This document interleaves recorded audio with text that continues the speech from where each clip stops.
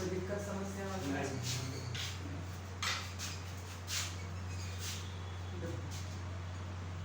अगर हम ऐसा कुछ करें, क्या करें, क्या कर सकते हैं?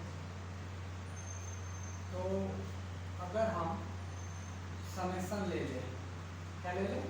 समेशन कहाँ से कहाँ तक? r going from 1 to n f alpha del alpha, so del r is equal to summation m r del r going from 1 to कहाँ तक? n तक। बोलो कोई दिक्कत? इसमें भी देखो एक ही टाइप का चलते चला जा रहा है, इस चलते इस मेथड से कर रहे हैं, तो मेथड वहाँ दूसरा छपा हुआ है, ठीक है? तो इसी से चलते चला जा रहा है, तो हमको लगा कि इसी से छाप देते हैं, ठीक है?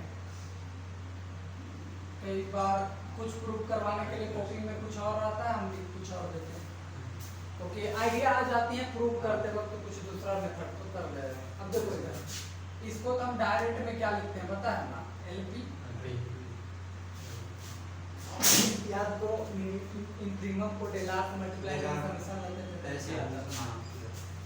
और इससे क्या आ जाएगा? यूपी आ जाएगा। बोलो क्या इतनी बातें ठीक है सारे बच्चों को? ऐसा डाउट कोई डाउट नहीं होना चाहिए, हो भी गया तो मेरा बात क्या जाएगा। अब डायरेक्ट निकालते एलपी माइनस क्या?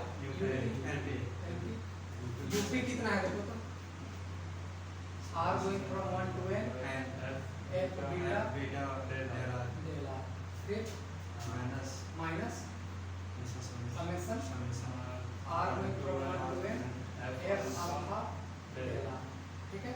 f दोनों में सेम है sir, r is equal to 1 to n।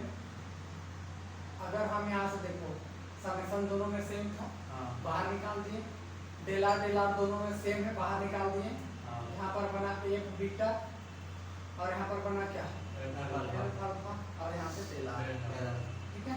अब जरा तुम लोग एक दिमाग लगाते हैं, ये है मैक्सिमम, ये है मिनिमम, उसका समेशन 1 से लेके कहाँ तक जा रहा है? n तक। तो जो पहला में आएगा फिर दूसरा में आएगा, फिर जो तीसरा में आएगा और चौथा में आएगा, तो कटते चला जाएगा। तुम लोग पता है भी थे ना ये वाला कि ऐसा कटते कटते चला जाएगा।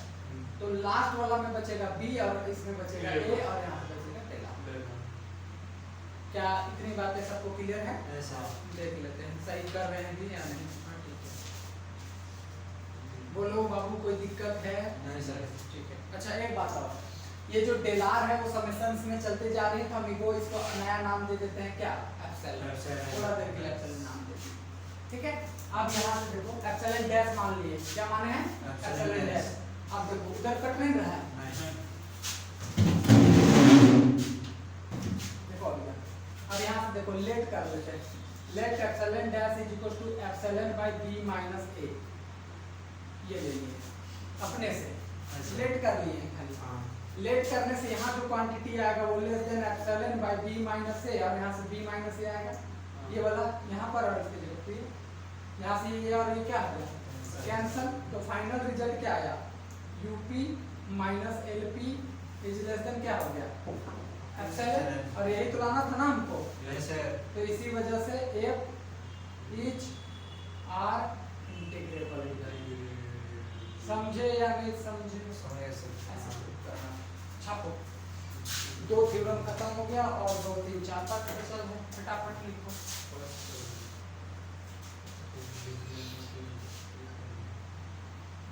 हाँ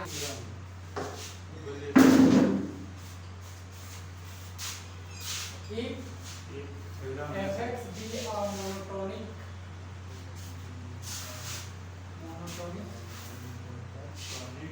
monotonic on closed interval ab,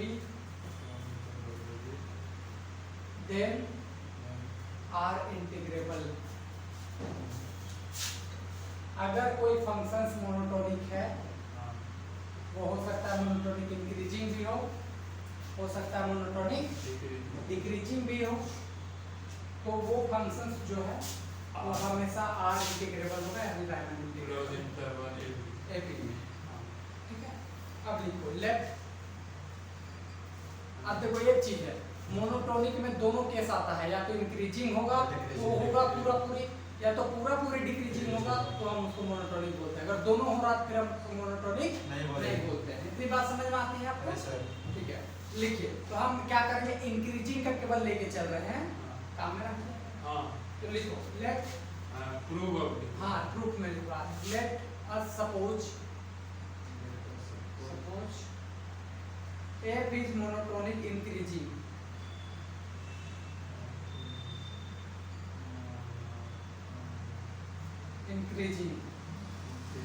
in closed interval ab। ठीक है, अब इसमें दो केस डिस्कस करेंगे। केस नंबर 1 कि अगर मान लो fa बराबर क्या हो गया, पहला केस ये, और दूसरा केस जो डिस्कस करेंगे वो होगा कि fa is not equal to क्या, f2b। ठीक है, तो अगर ये केस नहीं हो गया और इंक्रीजिंग का बात हो रही है तो ये फंक्शन ऐसा हो जाएगा, if a is less than case. अगर a छोटा है तो उसके फंक्शंस भी छोटे होंगे इंक्रीजिंग के केस में। समझ गए? तो हम दो केस करेंगे, अगर ये दोनों बराबर हो गया तो बराबर हो गया तो कांस्टेंट हो गया, और कांस्टेंट वाला हमेशा r इंटीग्रेबल होता है, ये बात समझ के चलिए। कांस्टेंट फंक्शन हमेशा r इंटीग्रेबल होता है। हां, अब बोलोगे कैसे मास्टर? कोई कांस्टेंट फंक्शन है, मान लेते y 5 लिखे तो ये लाइन ऐसी गया।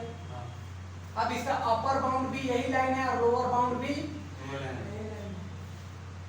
मैक्सिमम तो यही नहीं, पूरा प्लेन हो गया तो ऊपर नीचे का कोई टेंशन है ही नहीं, सब जा करके यहीं तक नापेगा, गन गन गन गन। समझे या नहीं समझे? That is simple. देखो if fa is equal to fb, case 1 लिखते हैं। नहीं ऐसा आप लिख सकते हो, तुम्हारी मर्जी है, नहीं होगा तो ऐसे लिखो। If fa is equal to fb then f is constant function, constant function which is obviously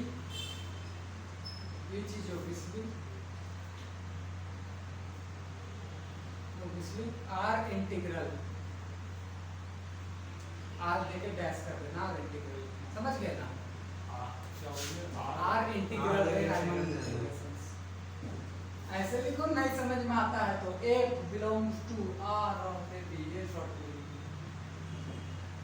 f is constant function which is obviously r integral ऐसे लिख लो ना, r इंटीग्रल ऐसे लिख लो। r a b वही बोल रहे हैं ना, ये लिखो या वो लिखो, जो बेटर आपको लगे। ठीक है, तो इसमें कोई प्रूफ करने की कोई जरूरत नहीं है, क्योंकि कांस्टेंट। नेक्स्ट लिखो, लेट अस अज्यूम, इसी में हाँ next line, let us assume fa not is equal to fb, fa is not is equal to fb,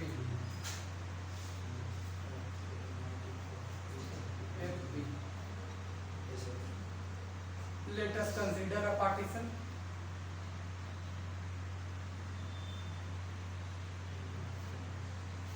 अच्छा उससे पहले इसको, ये लाइन को भी लिख ही लो, ये लाइन का मेरे नोट कॉपी में नहीं है लेकिन इसको आप छाप सकते हो। एक लाइन वो जो आप fa not is equal to fb लिखे हो ना, उसके बाद बगल ब्रैकेट में करके भी आप लिख सकते हो।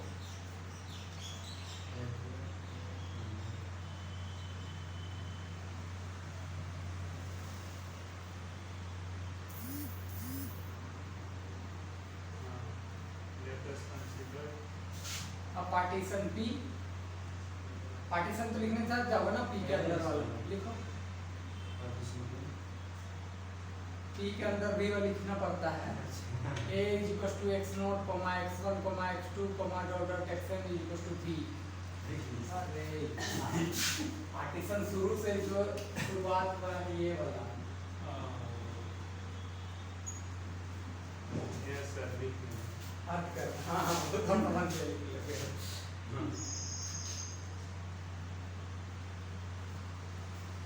Of A B, of A B, close interval लिखना ना, हाँ क्लोज इंटरवल ये। आगे देखो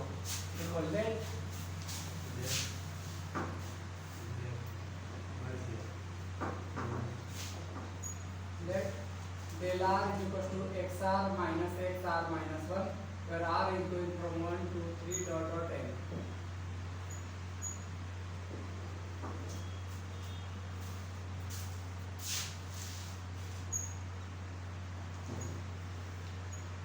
ठीक है, बोलो यहाँ तक क्लियर है? Yes, sir. फिर क्या था? हाँ, एंड देखो, एंड द नॉर्म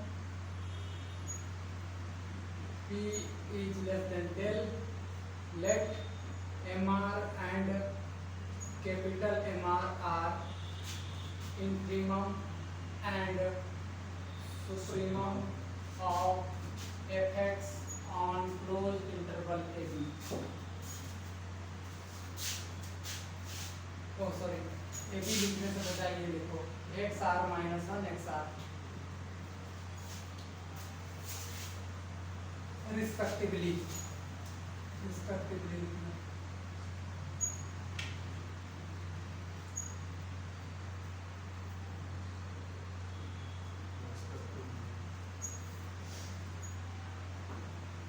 लिखो since fx is monotonically increasing, देखो since fx is monotonically increasing in close interval क्या r minus 1 और xr, समझ में आ रहा है? Yes, sir. देखो इंक्रीजिंग में क्या होता है, छोटा डालोगे तो छोटा बनेगा और बड़ा डालोगे तो xr minus 1 डालने पर मेरा मिलेगा इंफिनिमम यानी mr, और xr डालने पर आपको मिलेगा मैक्सिमम यानी कैपिटल mr। ठीक है, अब हम लोग यहाँ से निकालेंगे क्या, UP minus less than epsilon दिखा देंगे, मेरा काम हो जाएगा।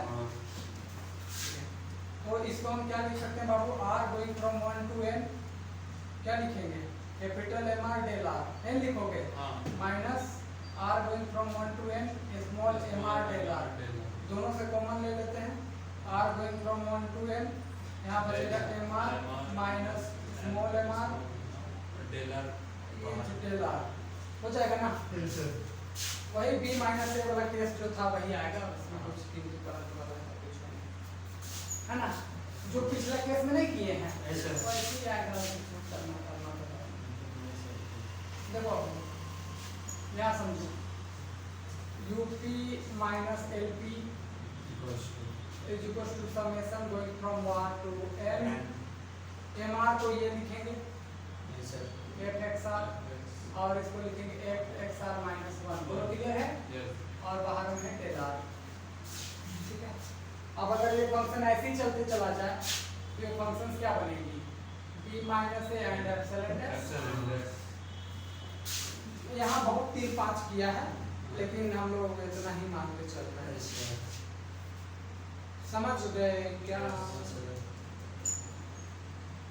और अगर ऐसे में लिखना है तो तुम ऐसे लिख लो, ज़्यादा बेहतर ये भी होता कि समेशन गोइंग फ्रॉम r ऐसे लिखो, ये डायरेक्ट जाता है एक b और यहाँ से f ऑफ a एंड यहाँ से आता है एप्सिलॉन डैश। ठीक है, epsilon dash is maximum of del 1 del 2 dot dot del n। ठीक है, अब यहाँ से सुनो सर लास्ट में छात्र मैंने छापे आप ये बताओ, आप बता देते ठीक है सर, रुकिए सर, छोड़ दो मैं छाप लेना। हाँ यहाँ से ले लेंगे। ठीक है, देख लो टाइमिंग 14-19 हुआ है।